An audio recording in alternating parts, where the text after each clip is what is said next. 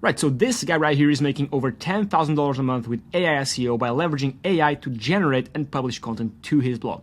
And I'll go over every single thing he's doing, but here's the growth he managed to achieve from 0 to almost 3,000 monthly organic visitors and over or almost actually 6,000 organic keyword rankings on Google. This is his growth according to Google Search Console, and this is a publication he made on LinkedIn where even SEMrush, which is, as you know, a billion-dollar company, commented saying impressive results because in fact the results are quite impressive. Again, he did all this with AI SEO, and I'm going to go over exactly what he's doing step by step so you can try and copy and do it the same. Now, on top of that, I'm also going to go over two other case studies. This is a case study from a Rova, which is a fintech company. They actually just bought a bank for 35 million euros, so they're actually a big company, and they want to recruit over 100 people by the end of the year. Right, so that's how big they are. They're a multi 7-8-figure company, and they also leverage AI. As you see here, this is all leveraging AI. And don't just look at the traffic right here because the number is small, but we want to look at the growth rate of the traffic to their site. Right, this is all done with AI SEO, and this as well, the number of organic keyword rankings, over 160 keyword rankings, and this is the Search Console, Google Search Console graph showing that in fact they're growing, all leveraging AI. And secondly, these are all done with AI. This is all AI growth, all these keyword rankings with AI, all this growth done with AI SEO, this as well, and this as well. But I'll show you this later on. Now we're going to dive deep into what these guys are doing right here to actually make money with this AI SEO site. So the niche this guy's in, Luca, is nightlife, okay? So his niche is nightlife. And essentially what his site does, and I'll go over it in detail, he has a website ranking for multiple keywords in the nightlife niche for certain locations, right? And he's ranking for those keywords, and on his site, he essentially has a link to any events that are happening in a certain city, right? And as people go to the site, they register, and he gets paid a commission off of the events that are happening in this overall over the city, right? So he does it, with multiple sites, one site with multiple events targeting all the locations in that city, targeting all the events in that city, right? And when people come in, searching for events in XYZ city or a specific type of event in that city, he gets paid a commission. And again, he's ranking for over, as you see here, over 6,000 keywords. So, and the traffic, of course, is over 3,000, almost 3,000, sorry. So he's getting a ton of leads and getting paid a ton of commissions by getting these leads sent to the actual business owners that, in fact, after that, prepare the events, right? This is what he's doing. Now, in detail, and he even made a post here on Reddit, we can go dive deep into this, but essentially, it all starts off by him saying, SEO takes 12 months. No, he went from 0 to over 10K in MRR in just 3 months, which is insane, right? SEO doesn't need to take time. SEO can be quick. And before we go over this, let me explain to you why it can be quick. So here's why it can be quick. So let's say you have a list of keywords that you know you want to rank for. All these keywords, these are the keywords you want to rank your site first for, right? Because you think that if people search for these keywords and they click them and they go to your site, they buy something, right? This is your list of keywords. Now, after that, if you develop what I call a keyword matrix, where in the y-axis we have what I call BI, which is the buying intent, and on the x-axis we have traffic, which the bigger the traffic, the bigger the competition, right?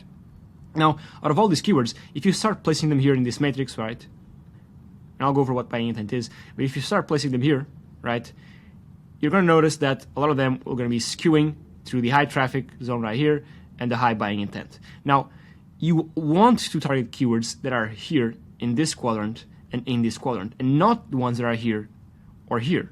Why? Because buying intent is what you want to target. You don't want to target traffic. For example, let's say I have an iPhone repair shop, right? People, they go to my site, this is my website, right? They come to my site and then they come to my shop and I repair their iPhones, right? People can come in to my site by typing on Google how to repair an iPhone. Or they can come in by typing in, for example, where can I repair an iPhone, or how much does it cost to repair an iPhone? Let's say my website ranks for all these keywords, right? And this keyword that says how to repair an iPhone has, let's say, 10,000 searches per month, right? And these two only have 1,000, right? Now, you might think, okay, maybe it's smart to rank my site for this keyword, the keyword on how to repair an iPhone. But truth is that the buying intent of this keyword is way less than the buying intent of these ones. Because someone searching for where or how much, we can assume that they're much more likely to buy than someone searching for how. Because someone searching for how, they might want to try to do it themselves. While again, someone searching for where or how much, they're much more inclined to having someone do it for them, right? And this means that when you're doing this keyword matrix, right, you want to go for keywords here, right, with high buying intent, low traffic, and high buying intent, high traffic. the best ones you can target are these ones right here, because again, someone searching for, even if the keyword only has like 10 searches per month, but it has a huge buying intent, right? Again, someone searching for it's much more predisposed to buying something, right? So it's pointless, not pointless, but it's not very smart to target keywords here or here, because even though, yeah, they have a bunch of traffic, you might think, okay, a bunch of traffic, that's good, right? But the traffic will not convert, right? And the higher the buying intent, the higher the conversion rate, because you want to convert people, right? You're not just doing SEO just because, right? This traffic, I mean, if all these keywords were non-buying intent keywords, and if this traffic would be worthless, right? But it's not, right? It's not just about the numbers here, if they're high or low. It's at the end of the day, it's about the money you make, right? And so, if you was having only, if you only had like 100 in traffic per month, but he was making 10K a month, it's better than this, right? Because it's only about the money you make at the end of the day. And to make more money with SEO, you need to rank for buying intent keywords with high buying intent. So get your keywords you want, place them in the matrix, forget the ones here, and only target the ones here and here, okay? That's the very first thing. And again, it can be fast because keywords with low traffic, low competition are easy to rank for. Now, they're hard to find, right? Keywords with high buying intent, low traffic are hard to find, but once you find them, I mean, you have a money printer, which is exactly what this guy did right here, right? And again, we can go over his strategy, right? He leveraged programmatic SEO because, again, he was targeting on the same city, multiple events. And I think he eventually expanded to multiple cities. So when you do this by doing programmatic SEO, I have a course on programmatic SEO for free here on YouTube. I'll link it down below in the description. If I forget, remind me, please, but I'll link it down below shortly. It's a 2-hour course on how to do programmatic SEO. Then, of course, deep keyword research, right? Deep. It even you put this in caps lock because you need to do a deep keyword research. Again, you need to be able to find high buying intent keywords with low traffic. Again, oftentimes people just skip the keyword research part of SEO, right? It's the single most important thing. Because if you're targeting the wrong keywords and producing content for the wrong keywords, yeah, you might get some traffic, yeah, you might get some rankings, but you're investing time and money into keywords that will not convert, right? A keyword needs to convert into money, right? The whole goal of your site ranking is to make money for your business. So again, it's pointless to rank for keywords that have low buying intent. Again, not to say that a keyword, of course, with low buying intent cannot have some people convert, but you might as well just target keywords with high buying intent, because those are the ones that have the most likelihood of converting people. Hopefully this is making sense. So again, deep keyword research. And if you want a course on keyword research, I also have that, again, for free here on YouTube. I'll link it down below. Again, if I forget, let me know, but I have a course solely on this. Then, of course, the classic technical SEO, and I have a course on this as well. But optimizing your meta titles, meta descriptions is very important, right? Because again, SEO, right? SEO has 3 pillars, right? First one is on-page SEO. Again, it's what you write on the site. It's the blog posts, all that. Then we have the off-page SEO, which is essentially backlinking, link building. And then we have technical SEO, which is essentially our site speed, schema markup, meta tags, all this boring stuff. And again, I have a course solely on all this if you want to check it out for free on YouTube as well. I'll link it down below.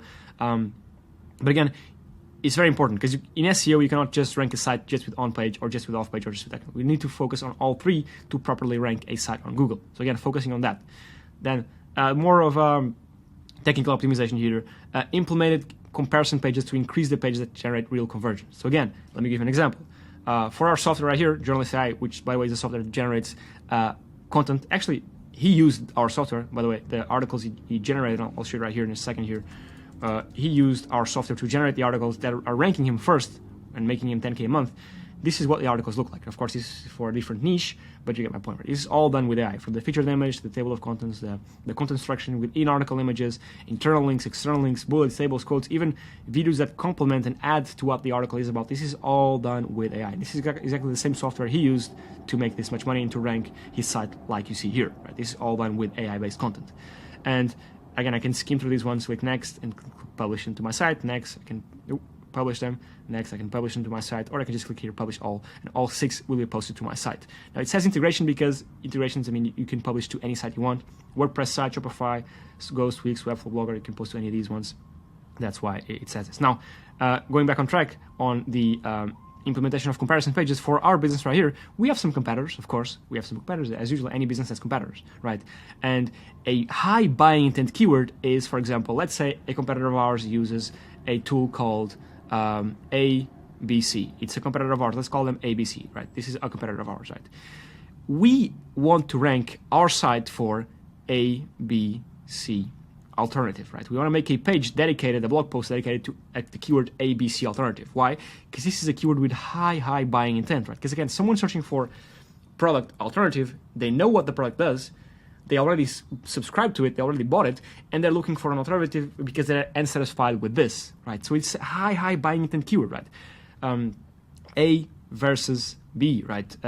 Our software versus V, comparison between alternative to best software, right? All these keywords are the comparison-based keywords, comparison pages, are high buying intent-based keywords. Again, because someone's searching for alternative to Shopify, for example, alternative to eBay, right? People know what these things do, and they're looking for an alternative. They want to invest actively in an alternative. So this is a high buying intent keyword. And oftentimes they are high buying intent, low traffic, because not a lot of people target these types of keywords in your competition. Sorry. So yeah, it's a this is a good example of a high buying intent keyword with low traffic. So he did that as well. Of course, focusing on high converting keywords. That's the whole point of this, right? Focusing on keywords that actually bring money to the site. And then he used OTR to improve user experience and guide them better to convert, adding calls to action, highlighting some parts of the landing, making them more human. Okay, it's very important. And then, of course, avoiding informational pages and focusing just on what generates revenue, as there are different types of content company and can write about. So again, not focusing on essentially keywords here and here. That's what he's saying basically. And I'll leave a link down below in the description for this Reddit post. But essentially, he goes over again what do you mean by high converted keywords. Again, comparison or alternative pages. Again, people looking for comparisons or alternatives are much more likely to buy, right? And customer pain points combined with keywords and questions related to the problem. Okay, for example, if they're looking for an AI writer, we might want to rank our site for AI writing because we are an AI writing tool, right? So this is what I did. Hopefully this is valuable. Now, these guys right here also did the same thing, as I said before. They're a fintech company. Now, the twist here is that they are targeting the Portuguese market. So all the growth you see here and all these keywords you see here, they're ranking in the Portuguese market, and they leverage this AI, right? Because with this AI, you can produce content in over 150 different languages, as you see here, right? And they produce content in Portuguese, right? And of course, they did a proper keyword research before, they didn't just turn on the AI to produce content, right? They did a proper keyword research and made this actually valuable to the end user, right?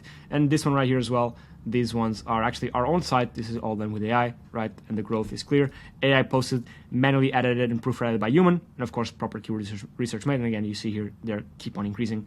This is again done with AI. Again, as you see here, the organic traffic isn't much, but the growth, right, from the 1st of March to the 13th of March, that's 13 days, right? The growth was achieved in 13 days just by leveraging journalist AI's AI content.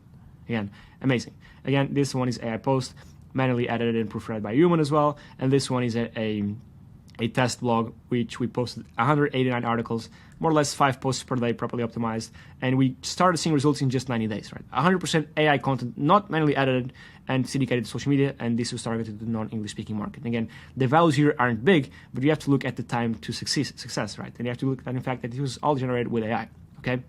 I know I'm speaking too fast, but I just wanted to pack as much value into this as I possibly can. Hopefully this was valuable. If you want a bit of more of a breakdown of all these, you can just go to journalistai.live/replay. You'll see like an actual breakdown of all these in detail. So yeah, that's it. That's the video. Give a go at this. It's free for 3 articles. Let me know what you think, and I'll catch you on the next one. Cheers.